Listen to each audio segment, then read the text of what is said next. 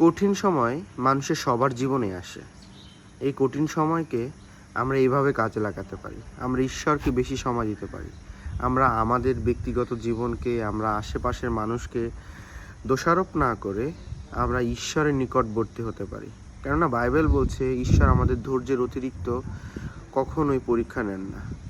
তো এই সময়টা আমরা যেন অন্যকে দোষারোপ না করি, আমরা যেন ঈশ্বরকে সময় দিই। কেননা তিনি জানেন আমাদের জীবনে সবচেয়ে বেস্ট কোনটা।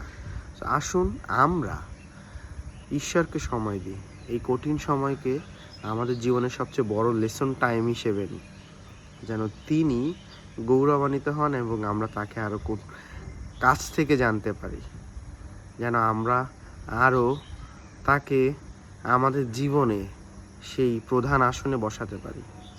যেন কঠিন সময় শয়তান কোনোভাবে আপনাকে আমাকে ডিস্ট্রাক্ট না করে, যেন কোনোভাবে আমরা শয়তানের প্রলোভনে না পড়ি।